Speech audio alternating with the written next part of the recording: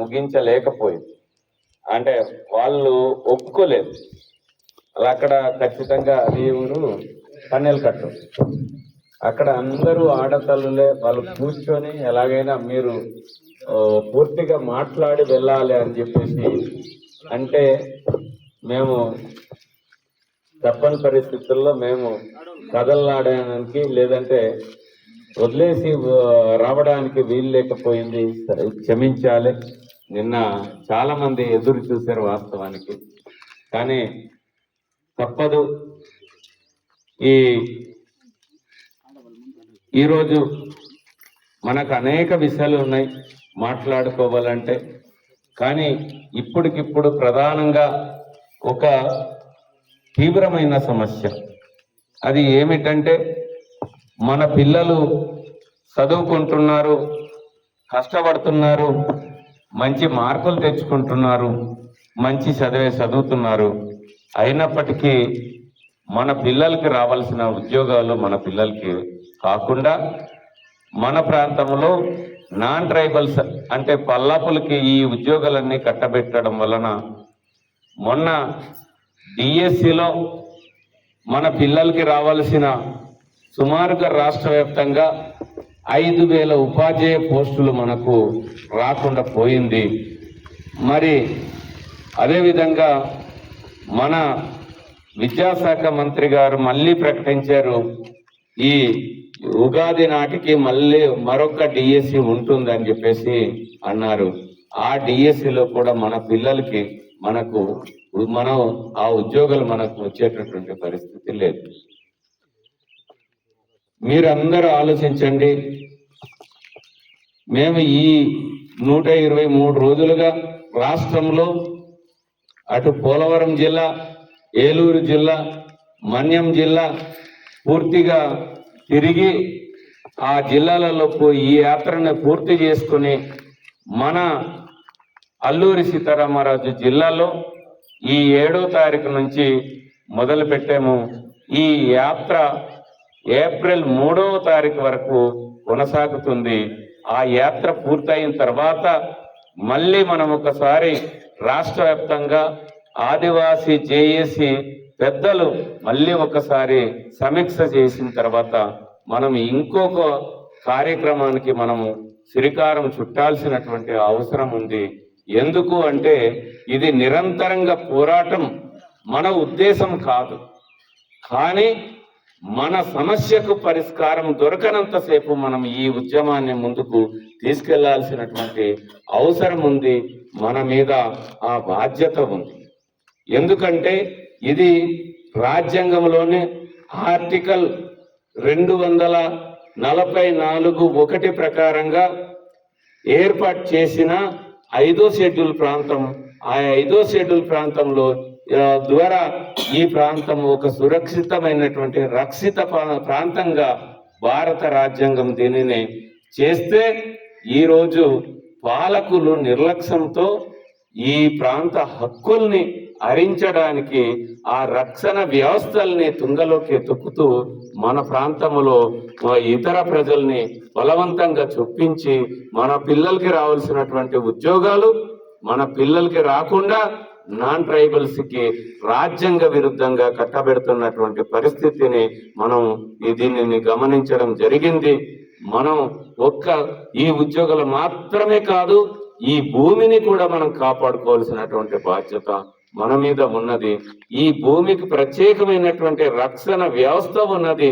ఆ వ్యవస్థల్లో భాగంగా వచ్చిందే ఈరోజు మొన్నటి వరకు ఈ ప్రాంతంలో చదువుకున్న ఆదివాసీ యువతకు ఈ ప్రాంతంలోనే ఉపాధ్యాయులుగా నియమించేటటువంటి జీవో నెంబర్ 3ని ఈరోజు మనం సుప్రీంకోర్టు కొట్టివేయడం జరిగింది.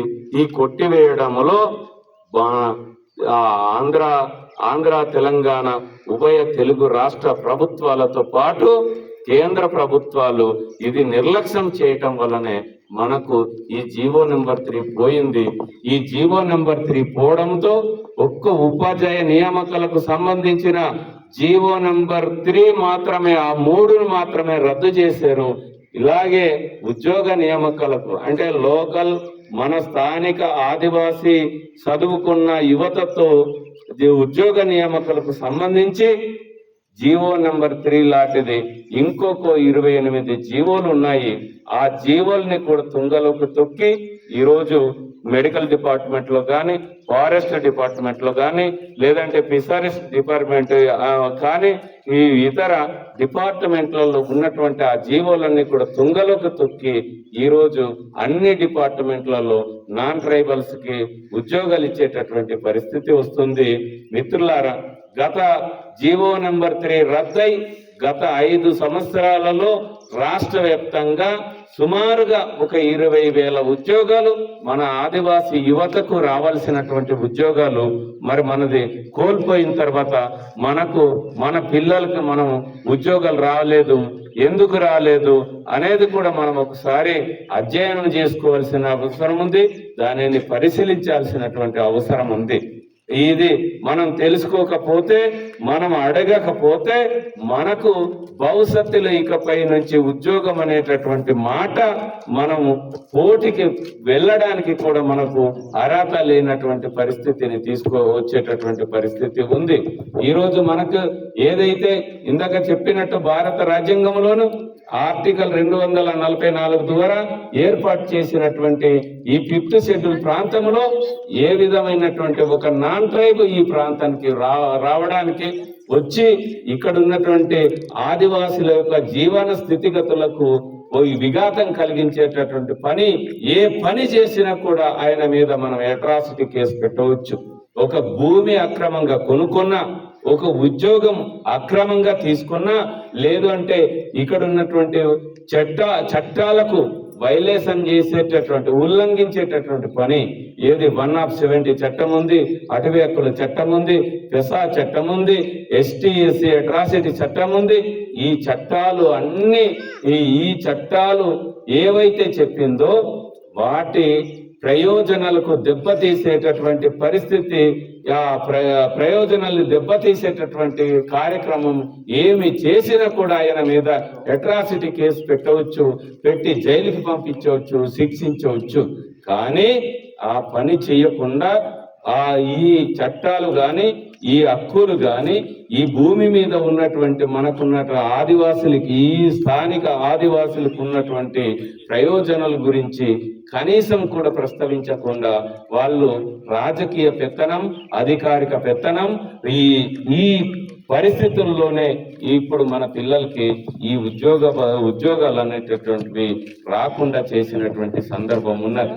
అయితే మిత్రులారా, అనేక సందర్భాల్లో మేము ప్రత్యక్షంగా రాకపోయినా, చూడకపోయినా మీరు అనేక సందర్భాల్లో ఉద్యమానికి మీరు అండగా నిలబడుతున్నారు. ర్యాలీ అంటే ర్యాలీకి వస్తున్నారు, ధర్నా అంటే ధర్నాకు వస్తున్నారు, ఏ మీటింగ్ అంటే మీటింగ్కి వస్తున్నారు. అటువంటి సందర్భంలో మేము అనేక రూపాలుగా ఆ రోడ్డు మీద అంటే మనం ధర్నాలు, ర్యాలీలు అన్నీ చేసిన తర్వాత ప్రభుత్వం దృష్టికి ఇది చాలా సార్లు మనం తీసుకెళ్ళటం జరిగింది. తీసుకెళ్లిన తర్వాత మనం ఎప్పుడైతే ఐటీడీఏల ముందు ఆ రాష్ట్రంలో ఉన్న అన్ని ఐటీడీఏలు అటు చింతూరు మొదలుకొని చింతూరు, రంపచోడవరం, కేఆర్పురం, పాడేరు, పార్వతీపురం, సీతంపేట ఈ 6 ఐటీడీఏల్లో కూడా మనము జూన్ నెలలో మనం ఈ 37 రోజులు అక్కడ నిరాహార దీక్షలు మొదలు పెట్టిన తర్వాత మనకు అమరావతికి పిలిచి ఈ చట్టం ఎలా చేయాలో వాళ్ళు పరిశీలించడం అనేది జరిగింది. కనుక ఈ పరిశీలించి చూసిన తర్వాత ఏం చేయాలి, ఎలా చేయాలి అనేటటువంటి దాని మీద ప్రభుత్వంతో ముఖ్యమంత్రి కార్యాలయంలో ముఖ్యమంత్రి కార్యాలయ కార్యదర్శితో మనం ఏదైతే చర్చలు జరిగిందో ఆ చట్టం ఎందుకు చేయాలి, ఎలా చేయాలి, మాకున్నటువంటి అవకాశాలు ఏమిటి అనేటటువంటిది పూర్తిగా మేము ఈ చర్చల్లో మేము చాలా స్పష్టంగా చెప్పడం జరిగింది.